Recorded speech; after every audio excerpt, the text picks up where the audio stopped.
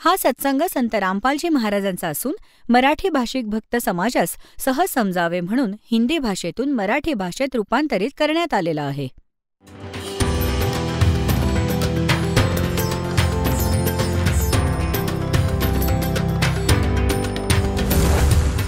और ज्ञान सब ज्ञान डी कबीर ज्ञान सो ज्ञान और जैसे घोड़ा तोब कायम करता चले मैदान. जगद्गुरु तत्वदर्शी संत रामपालजी महाराजांचे अमृत वचन सर्व पवित्र धर्मांच्या व पवित्र शास्त्रांच्या आधारावर. आता तुमच्या मनात हे येईल की परमात्मा तर अंतर्यामी होते की आपल्याला किती त्रास होईल, तर आम्हाला इथे पाठवायला नको होतं. आपण स्वतःची चूक नाही मान्य करत की आपण आपल्या परमपित्याला सोडून ह्या नालायकावर आस्था ठेवायला नको होती, जो आम्हाला सारी सुख देत होता आणि तो त्याचा त्याग केला आणि ह्या वेड्याच्या मागे लागलो जो स्वतःच भिकारी आहे त्या परमपित्याचा. आता पुण्यात्म्यांनो, दुसरं हे एक्झाम्पल समजून घ्या की जसं सफरचंद विक्रेता असतो, त्याला सफरचंद किती आवडतात, किती कॉस्टली असतात. 1, 2, 3, 4, 10 जर सफरचंद खराब झाली तर तो त्या सफरचंदांना इतर सफरचंदात नाही ठेवू शकत जी चांगली आहेत. तो जरी त्याला खूप त्रास झाला, कष्ट झाले, तरी अगदी त्याला हे माहीत असतं की बघा मला 100-200 रुपयांचं नुकसान होईल, तरी तो त्या खराब सफरचंदांना उचलून आणि कचऱ्यात डब्यात फेकून देतो जिथे डुकरं ते खातात. जरी त्याच्या आत्म्याला त्रास झाला की मला किती नुकसान होईल, तरी तो ते ठेवू नाही शकत, नाहीतर अजून डुबून जाईल.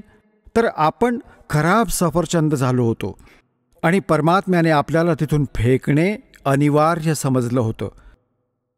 हे एक फॉर एक्झाम्पल तुम्हाला सांगितलं जातंय.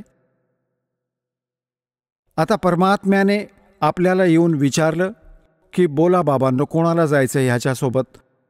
तर आपण आपल्या पित्या समोर बोलू नाही शकलो, लाजीरवाणे झालो, लज्जित झालो, मान खाली घातली. का? कारण ते आधीच सांगत होते की तुम्ही याच्यावर आसक्त नका होऊ. तेव्हा परमेश्वर म्हणाले, तिथे शांतता पसरली, शांतता झाली, सर्व काही शांत झाले. तेव्हा परमेश्वर म्हणाले की का रे बाबा, ज्योती निरंजन, हे तर कोणी बोलत नाही, तू तर म्हणत होतास ते तुझ्याबरोबर जाऊ इच्छितात. त्याच वेळी एक आत्मा उभा राहिला. त्याने उभं राहून म्हटलं की पिताजी, मी ह्याच्यासोबत जाऊ इच्छितो. आता बाकी आपण विचार केला की हा एकटा तिथे सारी लूट लुटून घेईल आणि आपणच राहून जाऊ मागे. मग आपणही उभे राहिलो, दोन्ही हात वर केले. सारेच्या सारे जितके असंख्य अगणित जीव इथे येऊन फसले. तेव्हा परमात्मा म्हणाले की ठीक आहे बाबांनो, ज्याने ज्याने मनापासून याची स्वीकृती केली आहे त्या प्रत्येकाला मी पाठवून देईन ह्याच्यासोबत. पण तू जा तुझ्या ब्रह्मांडामध्ये, मी यांना तेथे पाठवायची दुसरी व्यवस्था करेन. तर परमात्म्याने काय केलं की ज्या आत्म्याने सगळ्यात आधी स्वीकृती दिली होती त्याची एक तरुण मुलगी बनवली आपल्या वचनाने, आणि तिच्या आत आपण सर्व प्राण्यांना सूक्ष्म रूप बनवलं आणि सूक्ष्म बनवलं आपलं रूप, आणि सगळ्यांना आपल्या वचनाने त्या मुलीच्या शरीरात प्रवेश करवला. आता पुण्यात्म्यांनो, आता वैज्ञानिक पद्धतीने तुम्ही नीट समजू शकता की आपल्या ब्लडमध्ये किती जीवाणू आहेत. 1 ग्रॅम रक्तामध्ये 40 लाख जीवाणू, हे डॉक्टर लोक सांगतात की इतके बॅक्टेरिया आहेत, इतके अमुक आहेत. तर हे समजायला काही वेळ नाही लागणार. तर अशा प्रकारे परमात्म्याने त्या मुलीच्या शरीरात आपल्या सगळ्यांना सूक्ष्म बनवून प्रवेश करवला. आता ती मुलगी कोण आहे? ती अष्टांगी आहे, दुर्गा आहे, आणि आपल्या सर्वांना तिच्यात प्रवेश करविला. आपला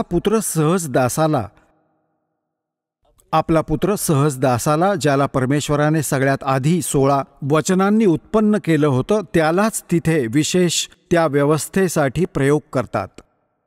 तर सहजदासाला सांगितलं की जा, ह्या आपल्या बहिणीला घेऊन जा आणि या ज्योती निरंजनकडे त्याच्या ब्रह्मांडात सोडून ये आणि त्याला सांगून दे की मी ह्या मुलीला, बेटीला एक वचन पॉवर दिलेली आहे. जितके जीव तो म्हणेल ती उत्पन्न करून देईल तिच्या वचनाने, आणि जितके आत्मे तुझ्याबरोबर जाऊ इच्छितात ते हिच्या शरीरात प्रवेशित आहेत. सहज दासाने जाऊन सगळी गोष्ट सांगितली आणि मुलीला सोडून तो परत आला. आता ह्या ज्योती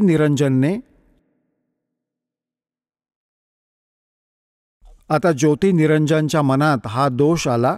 एकट्या तरुण मुलीला बघून त्याने एक अजून भयंकर चूक केली.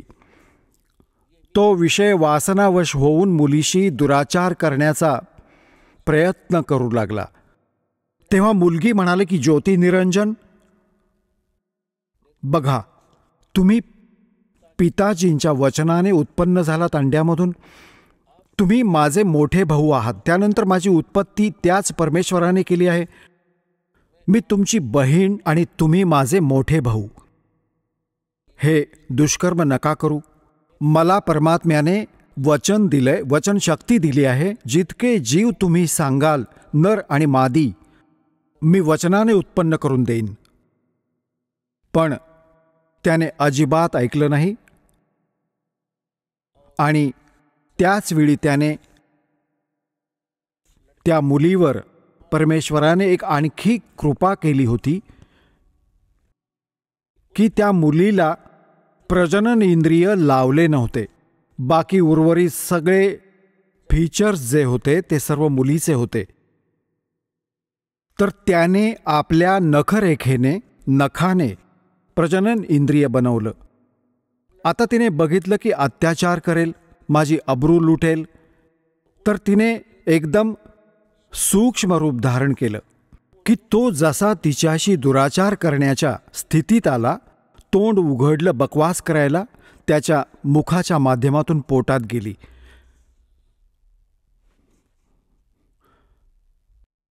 आणि तिथे जाऊन तिने हाक मारली की हे पिताजी, माझे रक्षण करा, माझ्याशी ह्याने असा दुर्व्यवहार केलाय.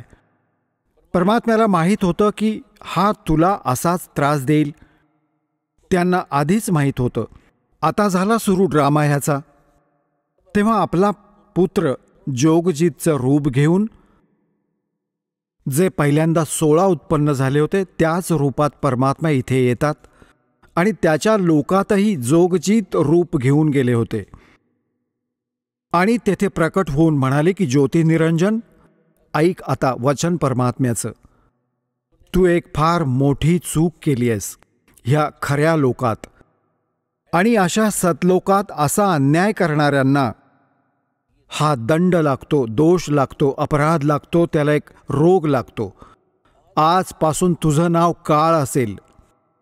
मुलीला तू दुराचाराने दुःखी केलंस आणि तुझ्या पोटात ती गेली, तू तिला गिळलंस आणि 1,00,000 मानव शरीरधारी प्राणी तू दररोज खाऊ लागशील आणि 1,25,00,000 निर्माण करू लागशील. त्याच्या पोटाला भेग पाडली. परमात्म्याने आपल्या नखाने मुलीला बाहेर काढलं आणि म्हणाले की आजपासून तू इथे नाही राहायचं. ही 21 ब्रह्मांड घेऊन तुम्ही दोघं इथून निघून जा माझ्या नजरेसमोरून. आता ज्योती निरंजनला खूप मग नंतर आपल्या चुकीची जाणीवही झाली आणि म्हणाला, भाऊ मला माफ कर, पित्याकडून मला क्षमा मिळवून दे. तो आपला भाऊ समजत होता, जोगजीत समजत होता, होते ते स्वयं परमात्मा. तेव्हा परमात्मा म्हणाले की बस, अजून फालतू गप्पा नको करूस आणि इथून अतिशीघ्र निघून जा. इतकंच सांगितलं होतं.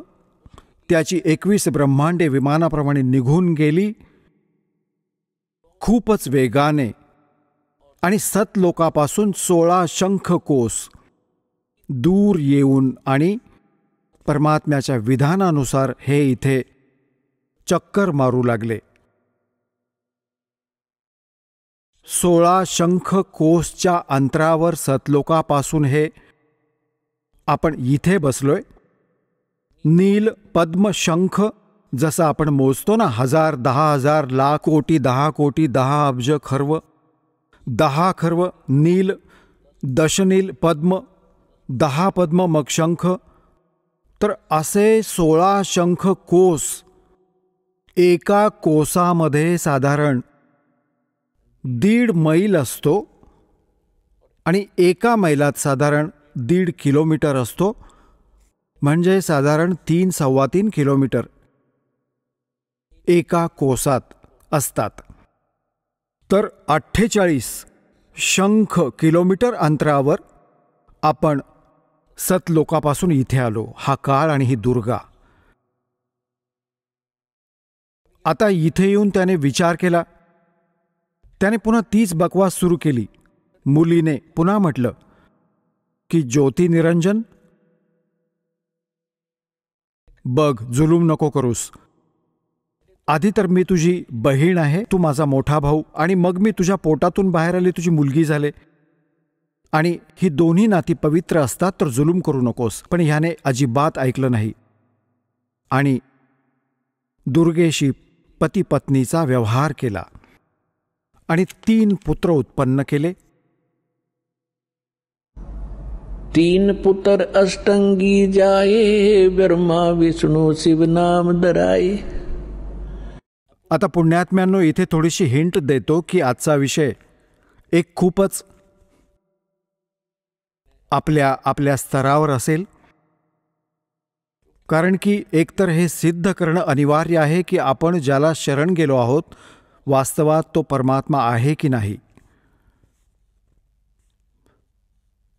तर हा परमात्मा आपल्याद्वारे रचलेल्या सृष्टीला स्वतः ठीक ठीक सांगू शकतो, आणि त्या परमेश्वराने आपल्या रचनेला, आपल्या सृष्टीरचनेला स्वतःच येऊन सांगितले आहे. आजपर्यंत ब्रह्मा विष्णू महेशाची उत्पत्ती सांगणारा कोणी मनुष्य नव्हता. ऋषी महर्षी म्हणा, कोणी विद्वान म्हणवत असो. मग काय झालं, आता थोडंसं हे तुम्हाला मौखिक सांगून मग तुम्हाला शास्त्रात दाखवतो, तेव्हा तुमचा विश्वास दृढ होईल. तेव्हा हे 3 पुत्र उत्पन्न झाले. याने काय करून ठेवले आहे हे पहा. हे एक ब्रह्मांड आहे. आता हे एक ब्रह्मांड आहे. चित्र दाखवतो. ह्याचा अंड्यासारखा शेप आहे, अंडाकार शेप आहे याचा. हे पहा, हे एक ब्रह्मांडाचं चित्र आहे. हे एक ब्रह्मांड आहे एवढं.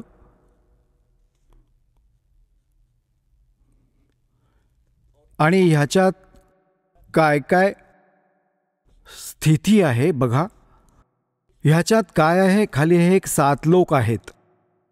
हे पाताळ लोक आहे, आणि हे तलातल, महातल, वितल, अतल, सुतल, रसातळ. हा पाताळ लोक, हा पृथ्वी लोक, आणि हा शिवचा लोक, हा ब्रह्माजीचा लोक, विष्णूजीचा लोक, हा कॉमन स्वर्ग आणि नरक, आणि हा इंद्रचा लोक, स्वर्गाच्या राजाचा लोक, हा धर्मराजाचा लोक जो न्यायाधीश आहे. हे मानस सरोवर, ही सप्तपुरी, सप्त ऋषींची वेगळी नगरी आहे. ही एक द्वीप आहे. आणि हा आहे ब्रह्मलोक. हा पूर्ण ब्रह्मलोक आहे.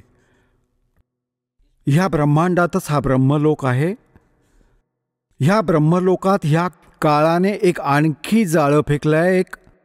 हे तर हा महाइंद्राचा द्वीप आहे. हा ब्रह्मलोक आहे, ज्याला महास्वर्ग म्हणतात. ही नकली सतलोक, नकली अलखलोक, नकली अगम आणि नकली अनामी लोकाची रचना ह्या काळाने फसवण्यासाठी, या जीवांना फसवण्यासाठी करून ठेवली आहे. हा दुर्गेचा लोक आहे वेगळा, आणि हा समुद्र आहे बाकी उरलेला. हा सारा समुद्र आहे चोहीकडे. हा सगळा समुद्र आहे.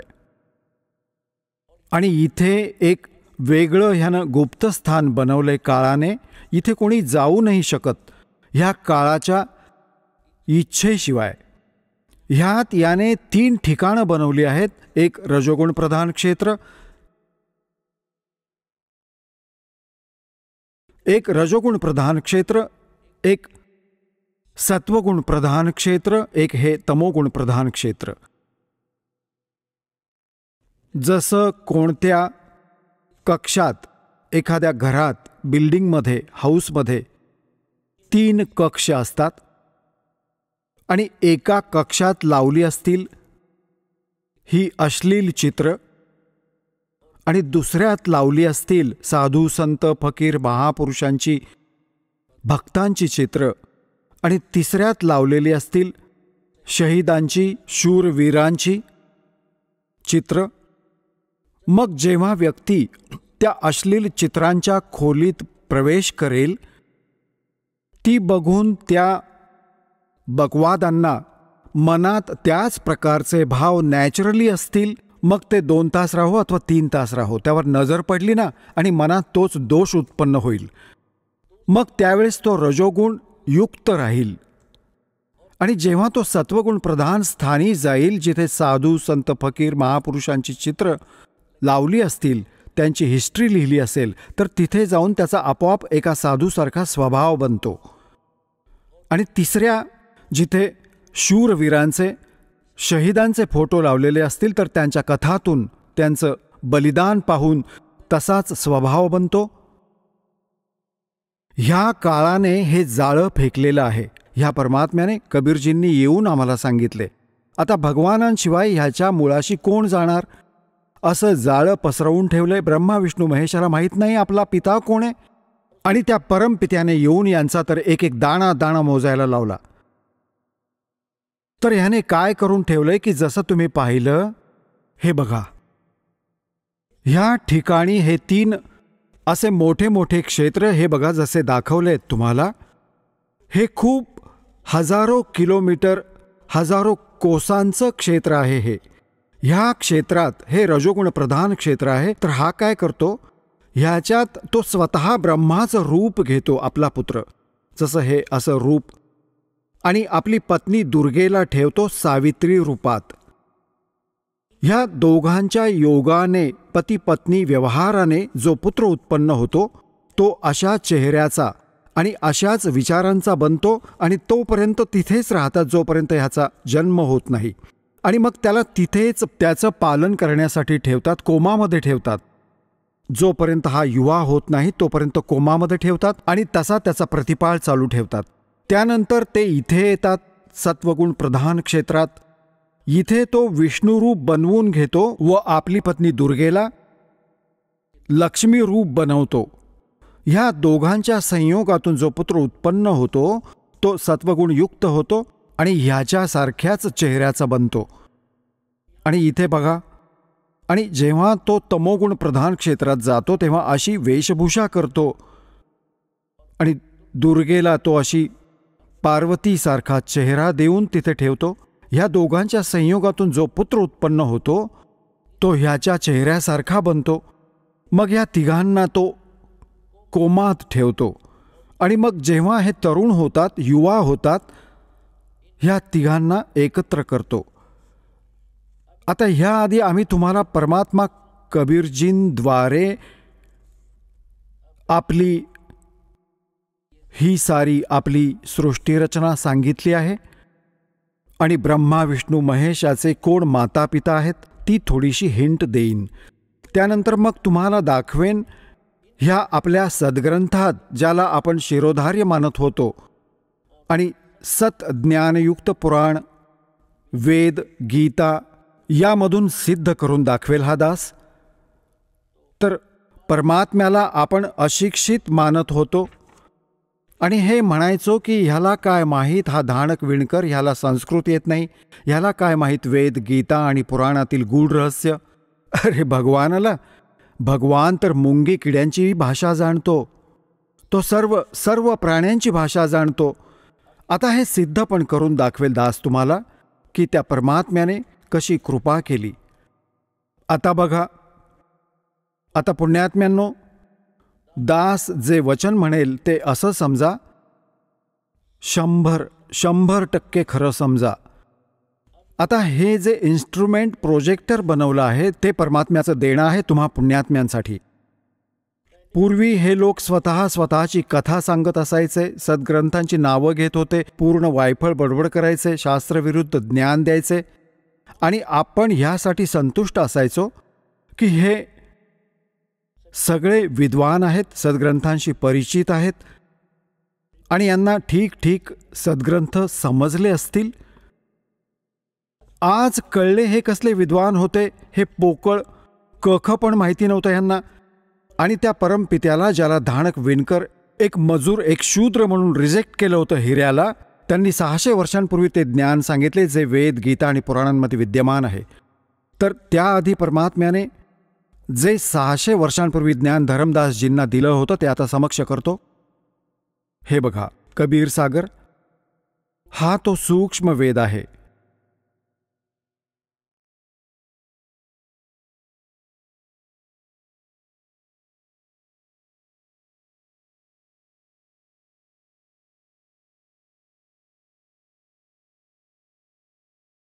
हे बघा इथे, हे इथून छापले.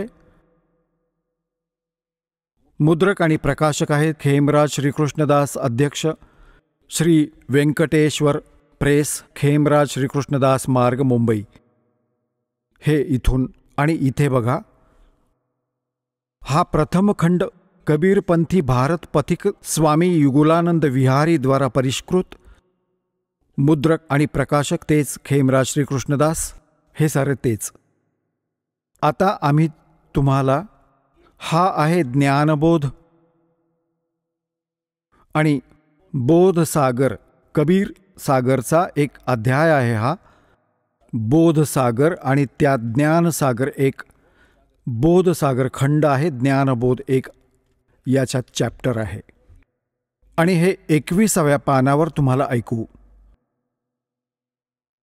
इथे म्हटलंय, धर्मदास ये जग बोराना, कोई न जाणे पद निर्वाणा. परमात्मा धर्मदासजींना म्हणत होते की धर्मदास, ह्या मोक्ष मार्गाशी कोणी परिचित नाहीये आणि ना त्या ब्रह्मा विष्णू महेशच्या स्थितीशी परिचित आहेत.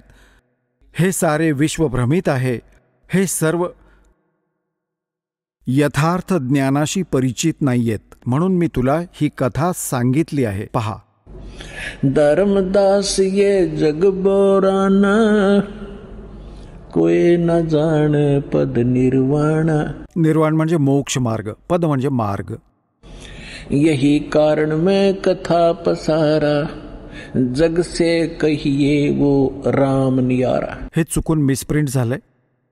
यही ज्ञान जग जीव सुनावो हो, सब जीवों का भरम नसावो. अब मैं तुमसे कहूँ चताई ही, त्रिदेवन की उत्पत्ति बाई. होय होय. ह्या तिन्ही देवतांची उत्पत्ती सांगतो मी तुला, ज्याला तू अजर अमर मानत होतास. ह्यांचे कोणी माता पिता नाही. हे सर्वेश्वर आहेत. हे अजर अमर आहेत. आता तुला दाखवतो, ऐकवतो तिन्ही देवतांची उत्पत्ती. अब मैं तुमसे कहूँ चिताई, त्रिदेवन की उत्पत्ति भाई. कुछ संक्षेप कहूँ गहुराई, सब संशय तुमरे मिट जाई. भरम गए जग वेद पुराना, आदि राम का वेद न जाना. राम राम सब जगत बखाने, आदि राम कोई बिरला जाणे. आदि राम म्हणजे सनातन परमात्मा. इथे यांनी नाम छापले ते मिसप्रिंट आहे. तर राम राम सगळे म्हणतात, पण त्या आदि रामाला, त्या सनातन परमात्म्याला कोणी जाणत नाही. बघा, आता जी कथा सांगणार आहे, ज्ञानी सुने तो हृदय लगाई, मूर्ख सुने तो गम ना पाई. विद्वान पुरुष सर्व प्रमाणांना बघतील, लगेच स्वीकार करतील, आणि जे मूर्ख असतील किंवा जे मुद्दाम ईर्षेपोटी स्वीकार करणार नाहीत, तर त्यांची इथे गोष्टच नाहीये. जे बुद्धिमान आहेत ते ह्या ज्ञानाला लगेच हृदयाशी कवटाळतील. ओहो, सारे पुरावे. आणि परमात्मा म्हणतात, जानबूझ साची तजय और करे झूठ तेने, और ताकी संगत है प्रभु स्वप्ने में भी ना दे. असा दुष्ट समोर पुरावा बघूनही आणि तरी नखरे करतो, तर जानबूझ साची तजे और करे झूठ तेने तो ताकी संगत है प्रभु कहते स्वप्ने भी में ना दे. असा दुष्ट व्यक्ती कधी ना भेटो. असा व्यक्ती समोर पुरावा आहे तरी मानत नाही. तर इथे परमात्मा म्हणतात, ज्ञानी सुने सो हृदय लगाई, मूर्ख सुने तो गम ना पाई. आता काय सांगतायत? माँ अष्टंगी पिता निरंजन, माँ अष्टंगी पिता निरंजन, ये जम दारुण वंशन अंजन. पहले कीन निरंजन राई, पीछे से माया उपजाई. होय होय. सांगतायत आधी त्या ज्योती निरंजनाची उत्पत्ती केली होती अंड्यातून आणि नंतर दुर्गा बनवली होती, उत्पत्ती केली होती. पहले कीन निरंजन राई, पीछे से माया उपजाई. माया रूप देख अति शोभा, देव निरंजन तन मन लोभा. दुर्गेच्या त्या स्वरूपावर आसक्त होऊन ह्या काळाने ही चूक केली. कामदेव धर्मराय सताए, देवी को तुरंत धर खाए. त्याच्यामध्ये विषय वासना प्रबळ झाली. धर्मराय त्या काळाला पण म्हणतात, याने म्हटलं होतं, मी सत्याचं राज्य करेन, मी धर्माचं राज्य करेन. तर तेव्हा त्याला धर्मराय म्हणत असत. आणि जेव्हा त्याने मुलीशी जुलूम केला व त्याला काळ म्हटलं गेलं होतं. आता काय म्हणतायत? माया रूप देख अति शोभा, देव निरंजन तन मन लोभा. कामदेव धर्मराय सताए, हे देवी को तुरंत दर खाए. पेट से देवी करी पुकारी, हे साहेब मेरा मोहे करो उबारी. टेर सुनी सतगुरता आए, अष्टंगी के बंद छडवाए. आता इथे ह्या कबीरपंथीयांनी थोडाफार आपल्या हिशोबाने 19-20 केलंय. इथे लिहिलंय, परमात्म्याने सांगितलं होतं, टेर सुनी तहा हम आए. आणि परमात्म्याला ह्या मूळ ज्ञानाला थोडं लपवायचं होतं. ह्यासाठी त्यांना कबीरपंथीयांना ते समजलं नाही. हे कबीरजींना तर सद्गुरू मानत होते आणि सत्पुरुषाला निराकार म्हणतात. ह्या दोघांना वेगवेगळं मानतात. तर ह्यांना ज्ञान नव्हतं. आता काय म्हणतायत? धर्मराय को हिकमत कीना, ह्या काळाने नखरे खासे भग कर लीना. दुर्गेला नखांच्या द्वारे स्त्री इंद्रिये लावली. धर्मराय करे भोग विलासा, माया को रही तब आसा. म्हणजे अष्टांगी प्रेग्नंट झाली. 3 पुत्र अष्टांगी जाए, जाये म्हणजे उत्पन्न केले. आणि ब्रह्मा विष्णु शिव नाम धराए. होय होय. 3 पुत्र अष्टांगी जाए, ब्रह्मा विष्णु शिव नाम धराए. 3 देव विस्तार चलावे, इनमें ये जग धोखा खावे. पुरुष गम कैसे कोई पावे, काल निरंजन जग भरमावे. पुरुष म्हणजे परमात्मा, सत्पुरुष. गम म्हणजे त्याची माहिती. कैसे कोई पावे, हा काळ सगळ्यांना भ्रमित ठेवतो अज्ञानाद्वारे. पुरुष गम कैसे कोई पावे, काल निरंजन जग भरमावे. 3 लोक अपने सुत दीना, सुन निरंजन वासा लीना. होय होय. 3 लोक आपल्या पुत्रांना देऊन सुन्न शिखरावर हा स्वतः वास करतो. अलख निरंजन सुन ठिकाणा, ब्रह्मा विष्णु शिव वेद न जाण्या. 3 देव सो उसको धावे, निरंजन का वे पार न पावे. अलख निरंजन बड़ा बटपारा, 3 लोक जीव करे आहारा. ब्रह्मा विष्णु शिव नहीं बचाए, सकल खाए पुन दूर उड़ाए. 3 के सुत हैं तीनों देवा, अंदर जीव करत हैं सेवा. होय होय. आता पुण्यात्म्यांनो, परमात्मा म्हणतात, हे तत्वज्ञानहीन अंध प्राणी ह्या काळाचे पुत्र ब्रह्मा विष्णू महेशांची पूजा करतात. तिनके सुत हैं ये तीनों देवा, ये अंदर जीव करत हैं सेवा. ह्या काळाच्या पुत्रांना अजर आणि अमर मानून त्यांच्यावरच आश्रित राहिले आणि परमात्मा म्हणत असत, तीन देव की जो करते भक्ती उनकी कधी ना होवे मुक्ती. तर तेव्हा एवढा विरोध झाला होता भगवानाला. परमात्म्यावर जे जुलूम केले होते ह्या दुष्टांनी. आज काळीच तुटते ती कथा कधीतरी सांगेन तुम्हाला हळूहळू. आधी दासाची इच्छा आहे की तुम्हाला ज्ञानाने परिपूर्ण करावे, मग त्यानंतर तुम्ही सर्व गोष्टींना ज्या पण दास मुखाने सांगेल त्या सर्व खऱ्या मानाल आणि त्या सत्यच असतील. तिनके सुत हैं तीनों देवा ये अंदर जीव करत हैं सेवा. सेवा म्हणजे पूजा. ह्यांचे तीन म्हणजे त्या दोघांचे काळ व दुर्गेचे पुत्र आहेत हे तीन देव. आणि हे तत्वज्ञानहीन प्राणी त्यांची पूजा करतात. अकाल पुरुष का हो नहीं चीन्या काल पाए सभी गैलीन्या. तीन देव और असुर अवतारा ताको बदय सकल संसारा. ब्रह्मा विष्णू महेश आणि त्यांचेच अवतार राम व कृष्णाला हा सारा संसार त्यांनाच भजतो, त्यांचीच पूजा करतो. तीन गुणों का यह विस्तारा धर्मदास में कहूँ पुकारा. गुण तीनों की भक्ति में ये भूल पड़ो संसारे. कहे कबीर निज नाम बिन कैसे उतर पारे. आता पुण्यात्म्यांनो, परमात्म्याने एक वचन इथे सांगितलंय.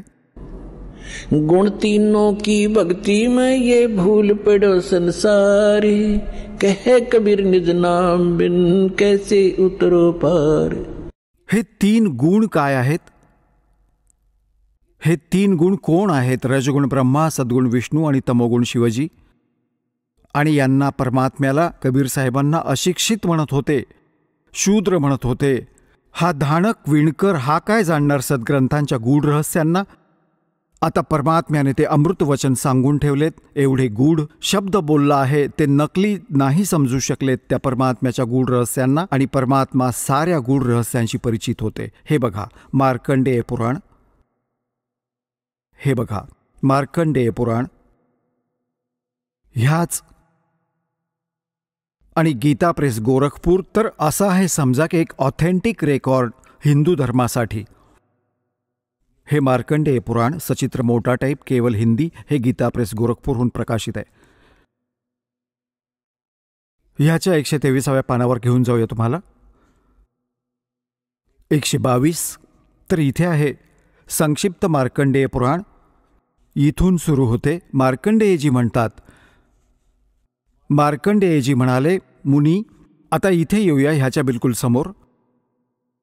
रजोगुणप्रधान रजोगुणप्रधान ब्रह्मा आणि तमोगुणप्रधान रुद्र आणि सत्प्रधान विश्वपालक विष्णू आहे. हेच तीन देवता आहेत आणि हेच तीन गुण आहेत. अजून थोडं पक्क करून देतो. हे बघा, हे आहे श्रीमद देवी भागवत हिंदी टीकासहित भाग 1. हे कुठून? ह्याच्यात संस्कृत पण सोबत आहे. आणि ह्याच्यात सगळ्यात मोठी गोष्ट ही की संस्कृत पण सोबत आहे आणि हिंदी अनुवाद पण आहे. अथ श्रीदेवी भागवतम सभाषटीकम समहात्म्यम खेमराज श्रीकृष्णदास प्रकाशन मुंबई. हा त्याचा 3रा स्कंद आहे. हे आहे अथ श्री मद्देवी भागवते भाषाटीकायुते तृतीय स्कंद प्रारंभ्यते. 3रा स्कंद सुरू होतो. हे 11वे पान आहे आणि हा 5वा अध्याय आहे. ह्याचा 8वा श्लोक आहे. भगवान शंकर आपली माता दुर्गेला म्हणतात, हे माता, जर आमच्यावर कायम तू दयायुक्त आहेस तर आम्हाला म्हणजे मला तमोगुणात कशा प्रकारे प्रधान बनवलंय आणि ब्रह्मा रजोगुण आणि हरी सत्वगुण युक्त केले आहेत. आम्हाला का युक्त केलं आहेस? आणि इथे संस्कृत पण बघूया. यदी दयार्द्रमना हा 7वा संपला आणि 8वा प्रारंभ होतो. यदी दयार्द्रमना न सदांबिके कथमहम विहितश्च. ओहो, मला का बनवलंस तमोगुण? मला तमोगुण का बनवलंस? आणि कमळातून उत्पन्न होणाऱ्या ब्रह्माला रजोगुण संभव का उत्पन्न केलंस? आणि सुवितः किमु सत्वगुणो हरी आणि विष्णूजींना पण सत्वगुण का बनवलेत. इति सिद्धम रजगुण ब्रह्मा सत्वगुण विष्णू तमोगुण शिवजी आहे. पुण्यात्म्यांनो, आता तर तुम्हाला परमेश्वर कबीर साहेबांच्या वाणीशी प्रमाणित केलं आणि नंतर परमेश्वराने आपल्याशी परिचित केलं होतं आदरणीय गरीबदास साहेबजींना. तर त्या परमेश्वराच्या प्रिय आत्मा गरीबदासजींनी परमात्म्यापासून प्राप्त ज्ञानाला कशा प्रकारे सांगितले बघा. काय सांगतायत. ब्रह्मा विष्णु महेश्वर माया और धर्मराया कहिए, इन पांचों मिल पर पंच बनाया, वाणी हमरी लहिए. आता गरीबदासजी म्हणतात की ब्रह्मा विष्णू, जसे गीता अध्याय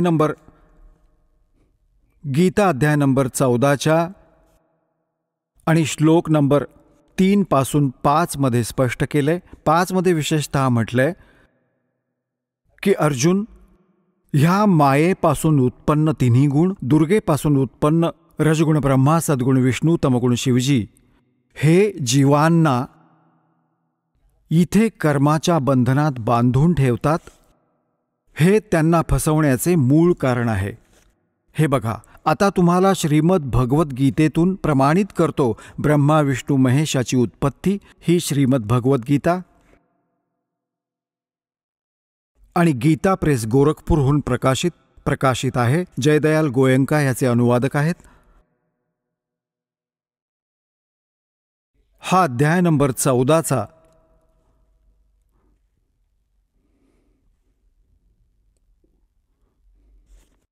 अध्याय नंबर 14 श्लोक नंबर 3 ते 5 सांगतो तुम्हाला. हे 3 ह्याच्यात काय सांगितलं की अर्जुन, माझी हे महत ब्रह्मरूप मूल प्रकृती. आता तुम्हाला दासाने श्रीमद देवी भागवताच्या 3ऱ्या स्कंदात विष्णूजी म्हणतात आपल्या आईला दुर्गेला की तू शुद्ध स्वरूप आहेस आणि हा सारा संसार तुझ्यापासून उद्भाषित होतोय. मी ब्रह्मा आणि शंकर तुझ्या कृपेने विद्यमान आहोत. आमचा आविर्भाव म्हणजे जन्म आणि तिरोभाव म्हणजे मृत्यू होतो आणि आपणच पूर्ण प्रकृती आहात. आणि ह्याच्यात रुद्रसंहिता शिवपुराणात आपल्याला दाखवलं होतं काल की त्या सदाशिव काळरूपी ब्रह्मने आपल्याच विग्रहाने ती सृष्टी काढली, दुर्गा काढली व तिला प्रकृतीही म्हणतात. आधी तर हे दाखवतो तुम्हाला बघा. आता 14व्या अध्यायातील 3ऱ्या श्लोकात हा काय सांगतो की अर्जुन, हा काळ बोलतोय, ब्रह्म माझी ही मूळ प्रकृती सर्व संपूर्ण भूतांच्या म्हणजे प्राण्यांच्या योनी म्हणजे गर्भाधान स्थान आहे आणि मी काळ ब्रह्म त्या योनीत गर्भ म्हणजे चेतन समुदाय गर्भाची स्थापना करतो आणि तत् म्हणजे त्याच्या सहयोगाने सर्व प्राण्यांची भूत म्हणजे प्राण्यांची उत्पत्ती होते. 4थ्यात काय सांगितलंय, हे अर्जुन, ही नाना प्रकारची सर्व योनीत जितक्या पण मूर्ती म्हणजे शरीरधारी प्राणी आहेत उत्पन्न होतात. प्रकृती म्हणजे दुर्गा तर त्याची गर्भधारणा करणारी माता आहे आणि मी बीज स्थापन करणारा पिता आहे. पुढे बघा 5व्यात, हे अर्जुन, सत्वगुण रजोगुण व तमोगुण, सत्वगुण विष्णू, रजगुण ब्रह्मा, तमोगुण शिवजी हे प्रकृतीपासून उत्पन्न, दुर्गेपासून उत्पन्न आणि तिन्ही गुण रजगुण ब्रह्मा सद्गुण विष्णू तमोगुण शिवजी अविनाशी जीवात्म्याला शरीरात अडकवून ठेवतात, बांधून ठेवतात कर्मानुसार. आता ह्याने तर हे खापर फोडलं ह्या ब्रह्मा विष्णू महेशांवर की हे बांधून ठेवतात. आता हे महापुरुष काय म्हणतात, भगवान काय म्हणतात परमात्म्यापासून प्राप्त ज्ञानाने. आता गरीबदासजी काय म्हणतात, ब्रह्मा विष्णु महेश्वर माया और धर्मराया कहिए. काय म्हणतायत की ब्रह्मा विष्णू एकटे दोषी नाहीयेत. हा धर्मराय म्हणजे काळ आणि ही दुर्गा ह्या पाचांनी मिळून तुम्हाला अडकवून ठेवलंय. एकट्या याने ब्रह्मा विष्णू महेशांना दोषी बनवलंय. आता काय सांगतायत, ब्रह्मा विष्णु महेश्वर माया और धर्मराया कहिए, इन पांचों मिल पर पंच बनाया, वाणी हमरी लहिए. आम्ही जे सांगतोय ते खूप लक्ष देऊन ऐका आणि यावर खूप विचार करा. ह्या 5 जणांनी मिळून हा प्रपंच बनवून ठेवलाय, तुम्हाला इथे अडकवून ठेवले.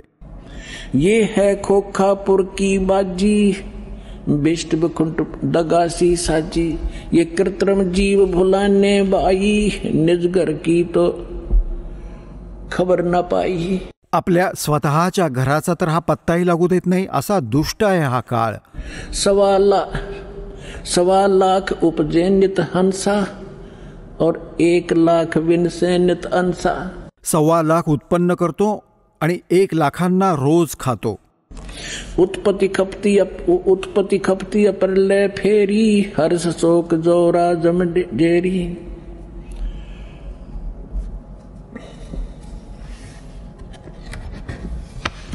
आता काय सांगतायत परमात्मा? माया आद निरंजन बाई, अपने जाए आपे खाई. होय होय. आता पुण्यात्म्यांनो, आपण ह्या ज्ञानाशी परिचित व्हाल, तुमचा आत्मा गदगदून जाईल. अरे तुझा गजब झाला, कुठे अडकलो होतो आणि काय आपण ज्ञान घेऊन बसलो होतो. आता काय सांगतायत महापुरुष? माया आद निरंजन बाई, ये अपने जाए आपे खाई. ज्योती निरंजन आणि ही दुर्गा स्वतःच निर्माण करतात आणि स्वतःच खातात सर्वांना. आता दुर्गा खात नाही, त्याला सहकार्य करते. आता ती विवश झाली आहे. आपल्या पाप कर्मांमुळे आम्ही त्याचे पराधीन होतो आणि त्याने दुर्गेला एवढं घाबरवून ठेवलंय की तू माझं रहस्य कोणाला सांगणार नाहीस, नाहीतर तुझी खैर नाही. तिने या भीतीमुळे ब्रह्मा विष्णू महेश यांनाही काळाचा उल्लेख नाही केला. हे तर परमात्म्याने येऊन यांचं भांडं फोडलं, त्याला बेनकाब केलं की काय सोंग आहे, काय आहे हा ज्याला भगवान मानत होतात तुम्ही. सोन शिखरम धर्म अन्यायी. ओय होय. सोन शिखरम यो धर्म काळ अन्यायी, और जिन शक्ती डायण मैल पठाई. काळाने सांगितलं होतं की दुर्गा, माझं रहस्य कोणाला सांगू नकोस. मी आजपासून प्रतिज्ञा करतो की मी माझ्या वास्तविक रूपात कोणाच्या समोर येणार नाही आणि तू माझं रहस्य जपून ठेव आणि साऱ्या ब्रह्मांडांचं तू संचालन कर. तेव्हा ती म्हणाली होती की एका बाजूला मी स्त्री एवढ्या मोठ्या विभागाला कशी सांभाळेन, तू का असा जुलूम करतो आहेस, तू माझ्याबरोबर पण नाही राहतेस. तेव्हा तो म्हणाला होता की मी कामं तर सगळी करेन, तुला निमित्त मात्र करेन, गुप्त रूपाने मी सगळी कामं करेन, तू चिंता नको करूस. तर काय सांगतायत? सोन शिखर में धर्म अन्यायी, हा काळ अन्यायी, जिन शक्ती डायण मैल पठाई. आता दुर्गेला म्हणतायत की तिने पण ह्याला मदत केली, विवश होऊन त्याला ही खाली पाठवते. लाख गरा से नित उठ दूती, ये माया आद तकत की कूती. 1.25 लाख घड़िये नित भांडे, अंसा उत्पत्ति परले डांडे. 1.25 लाख तर उत्पन्न करतो डेली आणि 1 लाखांना मारून टाकतो. म्हणतात हे हंस, हे सर्व जीवात्मे प्रिय आत्मे ईश्वराचे जन्म आणि मरणाच्या ह्या शिक्षेने दंडित करून ठेवलेत. 1.25 लाख घड़िये नित भांडे. ह्या शरीराला भांडं म्हटले, बर्तन म्हटले, त्याला आवरण पण म्हणतात. तर म्हणतात की 1.25 लाख ही भांडी ही शरीर बनवली जातात माणसाची डेली आणि 1.25 लाख मारली जातात. 1.25 लाख घड़िये नित भांडे, हंसा उत्पत्ति परले डांडे. ये तीनों चेला बटपारी, सर्जे पुरुषा सर्जी नारी. ये खोखापुर में जीव भुलाने, सोपन बिष्ट बैकुंठ बनाए. खोखापुर में जीव भुलाए, सोपन बिष्ट बैकुंठ बनाए. ये है अरहट का कुआ लोई, या गढ़ बंधा है सब कोई. कीड़ी कुंजर और अवतारा, हरहट डोर बंधे कई बारा. ये कोटिक करता फिरता देखा, हरहट डोर कहूँ सुन लेखा. ये चतुर्भुजी भगवान कहावे, हरहट डोर इस बंदे सब आवे.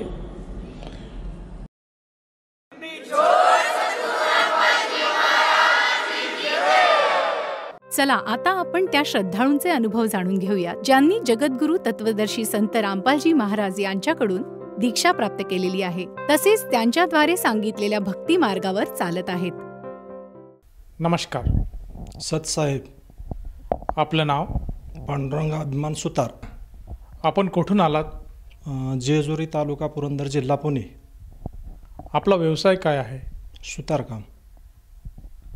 संत रामपालजी महाराजांची गुरुदीक्षा आपण कधी घेतली? संत रामपालजी महाराज यांची दीक्षा 26/9/2021 रोजी घेतली. संत रामपालजी महाराजांच्या शरणात येण्या अगोदर आपण व आपला परिवार कोणती भक्ती साधना करत होतात? संत रामपालजी महाराज यांच्या शरणात येण्या अगोदर जेजुरीमधील खंडोबा या देवाची भक्ती करत होतो. त्या मंदिरावर जाणे, दोन्ही मंदिरात जाऊन भंडारा खोपडे उधळणे, त्या ठिकाणी नारळ फोडणे आणि त्यानंतर प्रत्येक आमुषाला जाऊन ही भक्ती साधना चालू होती. आणि नंतर दुपारी आल्याच्या नंतर जेवण वगैरे करणे आणि विश्रांती करणे हा नित्यक्रम चालू होता. जसं तुम्ही सांगत आहात की महाराष्ट्राचं जे कुलदैवत आहेत खंडोबा यांची आपण भक्ती करत होतात, तर भक्ती तर आपण करतच होतात, तर मग आपल्याला असं का जाणवलं की आपण संत रामपालजी महाराजांच्या सान्निध्यात जाऊन त्यांची गुरुदीक्षा घ्यावी? कारण हे भक्ती साधना करून सुद्धा आर्थिक संकट भरपूर येत होते आणि त्याच्यानंतर घरातील दवाखाना आणि जो पैसा आपण कमवत होता तो पूर्ण पैसा कमवलेला हा दवाखान्यावर जात होता आणि त्यामुळे मन उदास होऊन सतत मानसिक तणाव याखाली जात असून त्याच्यामुळं ते थोडंसं मन हे झालं. त्यामुळं आपण संत रामपालजी महाराज यांची भक्ती साधनेमध्ये आलेलो आहे. संत रामपालजी महाराजांच्या भक्तीबद्दल आपल्याला माहिती कशी मिळाली? संत रामपालजी महाराज यांच्या भक्तीबद्दल आम्ही आमच्या दुकानामध्ये एक दरवाजा प्रेशिंग करीत होतो संध्याकाळच्या 7च्या टायमिंगला. तर त्यावेळेला सासवडचे भगतजी SMS सेवा करणारे ते खालचे जेजुरी, मांडकी, जेऊर या ठिकाणी, वीर ह्या ठिकाणचे ते सेवा त्यांच्याकडे असायची. तर ते पूर्ण पुस्तक भरून 50 किलोचं पुस्तक भरून पुस्तक सेवा करण्यासाठी यायचे. तर ते एक दिवस आमच्या दुकानावर संध्याकाळी 7 वाजता आले आणि त्यांनी आमच्या नातेवाईक त्यांचे पुस्तक म्हणले की तुमच्या दुकानावर त्यांनी सांगितलेलं आहे ठेवा. तर आम्ही म्हणलं ते पुस्तक ठेवा, त्यांचा पूर्ण नाव, पत्ता आणि त्यांचा फोन नंबर आमच्याकडे द्या, आम्ही पुस्तक त्यांना वालेमध्ये पोच करू. आम्ही म्हणलं की मला बी पुस्तक वाचण्याचा छंद आहे, तर मला एखादं पुस्तक तुम्ही दाखवा. मी ज्ञानगंगा आणि जगण्याचा मार्ग हे 2 पुस्तक घेतले आणि मला जसा कामातून वेळ मिळेल तसं थोडं थोडं मी ते वाचून त्यानंतर मला कळलं की आपण ब्रह्मा, विष्णू आणि महेश यांची भक्ती करत असताना तर आपण ह्यांना श्रेष्ठ समजत होतो, पण त्याहीपेक्षा वेगळा परमेश्वर आहे ना. आपण मोक्षासाठी जर ही भक्ती करत राहिलो तर आपलं काहीच नाही, 84 मध्ये आपण गुतत बसणार. आणि त्यानंतर मी एक 6 ते 7-8 महिने हे पुस्तक वाचलं. एक दिवस आमच्या मुलाला घेऊन मी सासवडला दवाखान्यात गेलो, तर त्यांची गाठ पडली आणि त्यांना विचारलं की भगतजी सत्संग तर कधी मला नामदीक्षा घ्यायची? ते म्हणले उद्या सकाळी, उद्या 11 वाजता जेजुरीमध्ये तुमच्या घराच्या जवळच सत्संग आहे. आणि डायरेक्ट सत्संगमध्ये गेलो तर पूर्ण सत्संग बघितला आणि पूर्ण ज्ञान त्याच्यातलं घेऊन शेवटच्या क्षणापर्यंत त्यावेळेस 7 पुण्यात्म्यांनी दीक्षा घेतली. त्यावेळेस मी सुद्धा त्याच्यात नामदीक्षा घेतली आणि ह्या मार्गात मी आलेलो आहे. आणि हे भक्ती उत्तम श्रेष्ठ आहे आणि अशी भक्ती आजच्या काळामध्ये तत्वदर्शी संत रामपालजी महाराज हे एकमेव देणारे पूर्ण तत्वदर्शी संतच आहेत. सर, जसं तुम्ही सांगत आहात की संत रामपालजी महाराजांचं ज्ञान आपल्याला आवडलं आणि त्या अनुषंगाने आपण संत रामपालजी महाराजांच्या शरणात गेले, त्यांच्याकडनं गुरुदीक्षा घेतली, तर ह्या गुरुदीक्षेमुळे आणि या साधनेमुळे आपल्याला व आपल्या परिवाराला काय काय अनुभूती आली? हे संत रामपालजी महाराज यांची दीक्षा घेतल्याच्या नंतर सकाळच्या वेळेस मी आंघोळीला चाललो होतो. त्याच्यानंतर आमचा मोठा मुलगा शाळेत 8वीला असणारा आणि मुलगी 2रीला असणारा व छोटा मुलगा 1-2.5 वर्षाचा, मी सांगितलं त्यांना की मेटेवर बसून जाऊ नका, आंघोळ करतोय आणि तुला चालवता येत नाही बाबा. तरी पण त्यानं म्हणला की पप्पा मी ते गाडी प्लॉटिंगमध्ये फिरवून आणतो. आणि त्या उद्देशानं त्यानं गाडी नेली. जाताना तो सिमेंटच्या रस्त्यावरून गेला, पण येताना तो गाडी मधल्या रस्त्यानं पटकन येण्यासाठी साध्या रस्त्याला घातली वाळूमध्ये आणि गाडी पूर्णपणे घसरली. घसरल्याच्या नंतर छोटा मुलगा गाडीहून पडला पण बाजूला उभारला आणि मोठा बी बाजूला. त्या दोघांना काही लागलं नाही, पण मुलगी मागं बसलेली असल्यामुळे उडी टाकण्याच्या नादात मागच्या चाकामध्ये पूर्णपणे तिचा डावा पाय गेला आणि गेल्याच्या नंतर ती घाबरले, सर्व घाबरले. पण गाडी चालू होती गिअरमध्ये असताना त्या मुलीचा पूर्णपणे पाय आत गेला असताना 2.25 इंचाचं पूर्णपणे वरचं जी त्वचेचं कातड आहे ते निघालं होतं आणि आत बी फ्रॅक्चर झालं. मग ते आमच्या मंडळीनं आवाज ऐकला आणि ताबडतोब मंडळी पळत गेली. तर ते रक्ताच्या थारोळ्यामध्ये पोरगी आमची पडलेली, रक्त सगळं वाहत होतं. तरी तसंच उचलून घरी आणलं. म्हणले अहो हे काय झालं बघा. अरे म्हणलं हे काय झालं. आणि ते बघितलं असताना आम्ही ताबडतोब एक अर्ध्या तासानं दवाखान्यात नेलं. दवाखान्यात नेल्याच्यानंतर डॉक्टरांनी सांगितलं की टाके घालावं लागतील आणि टाके घालून नंतर बाबा याची सोनोग्राफी आपलं ते एक्सरे काढावं लागेल असं सांगितल्याच्यानंतर ते टाके घातले, एक्सरे वगैरे काढला. ते सांगितलं की हे पाय थोडासा क्रॅक आहे. आम्ही तर म्हणलं की आता बाबा हे पुरेचा पाय तोडावा लागतो का, हे भीती आमच्या मनात. पण गुरुजीला साष्टांग दंडवत प्रणाम करून सांगितलं की गुरुजी हे आता फार अवघड परिस्थिती आहे, ते आता बघा. आणि असं असताना एवढं हे आता मनाला ती गोष्ट खटाकली की हे आता फार अवघड आहे. पण संत रामपालजी महाराज यांच्या दयेने जे मुलीचा पाय तोडावा लागला असता आणि ते खर्च कमीत कमी 1.5 लाखाच्या घरातला 10,000 रुपयातच झाला, ही मोठी आमच्यावर लाभ झालेला आहे. आणि त्यानंतर दुसरं म्हणजे आमचा मुलगा 8वीत असणारा शाळेमध्ये साफसफाईचं काम चालू होतं. आणि साफसफाईचं काम चालू असताना संपूर्ण झालं व चप्पल भिजली असताना तो जिनेतनं खाली उतरून येत असताना त्याचा पाय घसरून तोही त्या जिनेमध्ये पडला. आणि सरांनी घरी आणून सोडावलं की म्हणले तुमच्या मुलाच्या पायाला ते लागलेलं आहे काहीतरी. तर मी आपलं खाजगी चोळणाऱ्याकडे नेलं आणि तो पाय चोळला. आणि तर मुलगा म्हणला की माझा पाय फारच दुखतोय पप्पा, की मला आता दवाखान्यात न्या. दवाखान्यात नेल्याच्यानंतर डॉक्टरांनी सांगितलं की पहिली याची सोनोग्राफी करावं लागेल. डॉक्टरांना आम्ही सांगितलं की डॉक्टर सोनोग्राफी करा आणि त्याच्यात काय निदान होतं आहे ते आम्हाला सांगा. तर डॉक्टरांनी सांगितलं की ह्याच्यामध्ये सुद्धा फ्रॅक्चर आहे, तर तुम्हाला प्लास्टर करावं लागेल. प्लास्टर केलं आणि तो पाय त्याचा पूर्णपणे महिनाभर विश्रांती घेतली. आणि त्याच्यानंतर तो पायसुद्धा मोठा अपघात झाला असता, पण छोट्यामध्ये संत रामपालजी महाराज यांच्या दयेमुळे जी सुलीची बळा काटेमे टळ गई आणि संपूर्ण कुटुंबाला आधार मिळाला आणि त्या मोठ्या संकटातून मी वाचलो. ही मोठी संत रामपालजी महाराज यांची संपूर्ण कुटुंबावर दया झालेली आहे. सर, या व्यतिरिक्त आणखीन काही आपल्याला अनुभव किंवा लाभ झाला आहे का? याच्यानंतर तर भरपूर लाभ तर झाले, पण त्याच्यानंतर माझ्या डाव्या हाताच्या खांद्यावरती पाठीमागच्या बाजूला अशी एक बोरा एवढी गाठ आतल्या बाजूनं आली. आणि मी म्हणलं की बाबा ते किरकोळ गाठ असेल, त्याला काय होते. पण मी ते गाठ थोडी दुखत होती म्हणून एका डॉक्टरकडे गेलो जेजुरीमध्ये. तर ते डॉक्टर म्हणले काय नाही, एक इंजेक्शन आणि गोळ्या घेतल्याच्यानंतर ते बरं होऊन जाईल. ते गोळ्या इंजेक्शन घेतलं आणि 2-3 दिवस आराम केला, पण ते काय दुखायला लागलं. पुन्हा दुसऱ्या डॉक्टरकडे गेलो तर दुसरे डॉक्टर काय म्हणले, हे गोळ्या इंजेक्शन घ्या तरी पण राहील. पण त्याच्यानंतर गोळ्या इंजेक्शन घेतल्यानंतर घरी आलो आणि ती थोडासा फोड येऊन त्यातलं पिवळं पाणी निघालं.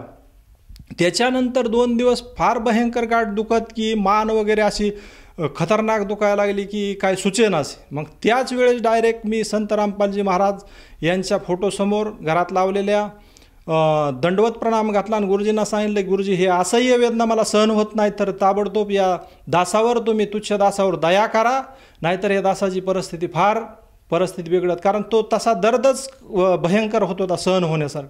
आणि 3 दिवसामध्ये हळूहळू दुखणं कमी होऊन पूर्णपणे निचरा होऊन त्या गाठ पूर्णपणे निचरा झाला. आणि एक पूर्णपणे टावेल रक्ताने पांढरं पाणी त्याच्यातून भिजलेला होता की असं वाटत होतं की बाबा ही काय गाठ काय भयंकर स्वरूपाची, पण ते नॉर्मल स्वरूपामध्ये क्लिअर झालं. आणि ते आजपर्यंत पुन्हा त्या दुखण्याचा कुठलाही प्रकारचा उद्भवलेला नाही. आणि त्या संत रामपालजी महाराजाच्या दयेने हे गाठीसुद्धा माझी व्यवस्थित झालेली आहे. सर, जसं तुम्ही सांगत आहात की संत रामपालजी महाराजांच्या सद्भक्तीमुळे केवळ आपल्या कुटुंबावर जे काही संकट आलेत, जी काही हानी होणार होती ती थोडक्यात टळली आणि आज आपण संत रामपालजी महाराजांची सद्भक्ती सहकुटुंब आनंदाने करत आहात. तर हे जे शारीरिक लाभ आपल्याला झाले त्या व्यतिरिक्तसुद्धा आपल्याला आणखीन काही लाभ आर्थिक मानसिक स्वरूपात काही झाला आहे का? तसं तर सांगायचं झालं तर आर्थिक लाभ म्हणलं तर आम्ही पूर्ण पिढ्यानपिढ्या सुतारकाम करणारे करीत होतो. पण आजच्या युगामध्ये डागकाम आम्ही चौकडीदार वगैरे बघा सागवानसुद्धा, पण ते थोडंसं कमी झालं आणि आर्थिक विवंचना पैसा येऊन सुद्धा दवाखान्यात जायचं, त्यामुळं सतत टेन्शन यायचं आणि कामावर लक्ष लागायचं नाही. तर अशा स्वरूपात ते काम मी बंद होत गेलं. विचार करायचो की आता काय करायचं. मग त्या माध्यमातून गुरुजींना आम्ही मनोमन अशी प्रार्थना केली, गुरुजी आता हे काम आमच्यातलं डागकाम तर नसू द्या, पण फिटिंग तरी चाललं तरी पण त्या माध्यमातून चांगलं होऊन जाईल. तर त्या माध्यमातून हळूहळू आम्ही फिटिंग दरवाजे बसवण्याकडे कल चालू झाला आणि गुरुजीच्या दयेने ते फिटिंग व्यवसाय आज चांगल्या प्रकारे उत्तम चाललेला आहे. आणि जे आर्थिक कोंडी आणि मानसिक टेन्शन हे सतत येत होतं, तर गुरुजींच्या नामदीक्षा घेतल्यापासून शरणागत आल्यापासून कुठल्याही प्रकारचं टेन्शन नाही आणि असं खुलेआम जीवन चांगल्या प्रकारे जगत आहे. कुठला कुणाचा दबाव नाही, मानसिक टेन्शन नाही आणि कुठल्याही प्रकारची आर्थिक अडचण येत नाही. सर, जसं तुम्ही सांगत आहात की संत रामपालजी महाराजांच्या कृपेने आज आपण सुखी आणि समृद्ध जीवन असं जगत आहेत, तर ह्या आपल्या अनुभवातून, ह्या आपल्या साधनेतून आपण आपले जे आप्तेष्ट आहेत, जे नातलग आहेत, त्याचप्रमाणे जो मित्रपरिवार आहे आणि जो भक्त समुदाय आज TV चॅनलच्या माध्यमातून आपल्याला बघत आहेत, ह्या सर्वांना उद्देशून आपण काय संदेश द्याल? भक्त समाज व आपले माझे नातेवाईक, मित्र बाकीचे बंधू भगिनी जे कोण ऐकत आहेत त्यांना मी कळकळीची विनंती करून असं सांगत आहे की गुरुजींचे विविध चॅनलवर सत्संग चालू आहेत, ते सत्संग पहा. ज्ञानगंगा पुस्तक SMS करून, व्हॉट्सअप करून तुम्ही पूर्ण नाव पत्ता टाकून ते मागवा किंवा पेड सेवा चालू असती गावोगाव, त्या ठिकाणी तुम्ही मागवा. आणि त्याच्यातलं शास्त्रप्रमाणित ज्ञान गुरुजींनी गीतेवर, इतर बाकीच्या ग्रंथातील सुद्धा सांगितलेलं आहे आणि त्याचा भावार्थ अचूक एवढा सांगितलेला आहे की आजपर्यंत मी 23 वर्ष किंवा 30 वर्षाच्या काळात जे अनुभव बाकीचे वाचले त्यातला मला त्या अर्थाचा भावार्थ एकदम सखोल कळला नाही. पण ज्या वेळेला ज्ञानगंगा मी स्वतः वाचली किंवा जगण्याचा मार्ग वाचला, तर त्यातून विस्तृत वर्णन असं की बाबा सुटेबल सहज जरी वाचलं तरी तो त्याचा भावार्थ समजला आणि त्यामुळे मी या भक्ती मार्गात दृढ झालेला आहे. तरी तुम्ही कळकळीची माझी विनंती आहे की लवकरात लवकर गुरुजीचे सत्संग पहा, ज्ञानगंगा पुस्तक वाचून त्यातलं ज्ञान मिळवा आणि लवकरात लवकर संत रामपालजी महाराजांच्या शरणात येऊन आपलं कल्याण करा. कारण हा गोल्डन चान्स पुन्हा मिळणारा नाही, तर हा गोल्डन चान्स आताला आहे. तरी आपल्या जीवनाचं तुम्ही सार्थक करून घ्या. 84 योनीतून मोक्ष प्राप्त करण्यासाठी लवकरात लवकर संत रामपालजी महाराज यांच्या शरणात येऊन भक्ती करून आपला मोक्ष मिळवा. सर, जसं तुम्ही सांगत आहात की आज समाजाने संत रामपालजी महाराजांनी जे काही ज्ञान दिलेले आहे, जे पुस्तकं प्रकाशित केलेले आहेत, त्याचप्रमाणे विविध प्लॅटफॉर्मवर जे सोशल मीडियाचे प्लॅटफॉर्म आहेत त्यावरसुद्धा संत रामपालजी महाराजांचे ज्ञान, सत्संग, प्रवचन हे साधकाला बघायला मिळत आहेत. तर ह्या अनुषंगाने जर एखाद्याला वाटलं साधकाला की आपणसुद्धा संत रामपालजी महाराजांच्या शरणात यावं आणि आपल्या जीवनाचं जो उद्देश आहे तो सफल करावा, असं कोणाला जाणवत असेल तर तो व्यक्ती संत रामपालजी महाराजांच्या शरणात कसा येऊ शकेल? संत रामपालजी महाराज यांच्या शरणात येण्यासाठी आपले जे आपण विविध चॅनलच्या मार्गातून TV चॅनलला संत रामपालजी महाराज यांचे सत्संग पाहत आहे, तर त्याच्या खाली एक पट्टी चालू आहे, तर त्या पट्टीवर नंबर फ्लॅश होत आहेत. तर त्या नंबरवर आपण जर कॉन्टॅक्ट केलं तर आपल्या राज्याचं नाव, त्या ठिकाणी पुन्हा जिल्ह्याचं नाव, जिल्ह्या ठिकाणी जे नामदान सेंटर आहे त्या ठिकाणी तुम्ही जाऊन विनाशुल्क नामदीक्षा घेऊ शकता. सर, जसं तुम्ही सांगत आहात की आज जी आपली मुलाखत चालू आहे, त्या मुलाखत चालू असताना TV स्क्रीनवर काही नंबर फ्लॅश होत आहेत. त्या नंबरवर जर साधकाने संपर्क साधला तर त्याला आपल्या जवळच्या नामदान केंद्राची माहिती मिळेल आणि तेथे जाऊन तो साधक नामदीक्षा अगदी निशुल्क घेऊ शकेल. आपण दिलेल्या माहितीबद्दल धन्यवाद. सत्साहेब.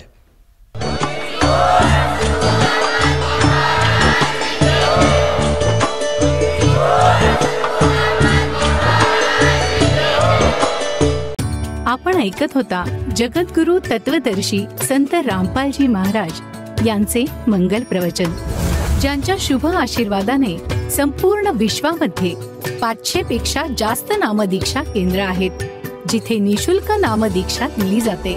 निशुल्क नामदीक्षा प्राप्त करण्यासाठी आणि अधिक माहितीसाठी संपर्क करा 7030303951 7030303952.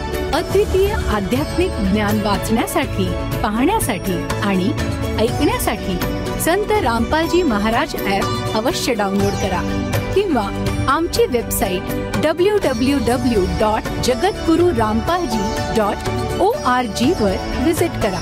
आम्हाला सोशल मीडियावर फॉलो करा. सर्व पवित्र धर्मांच्या पवित्र शास्त्रांवर आधारित प्रमाणित अनमोल पुस्तक ज्ञानगंगा किंवा जगण्याचा मार्ग यापैकी कोणतेही एक पुस्तक निशुल्क मागवण्यासाठी आपण आम्हाला आपले पूर्ण नाव, पूर्ण पत्ता, पिनकोड आणि फोन नंबरसह लिहून 7030303951 किंवा 7030303952 या नंबरवर SMS करू शकता किंवा 7030303950 या नंबरवर व्हॉट्सअप देखील करू शकता.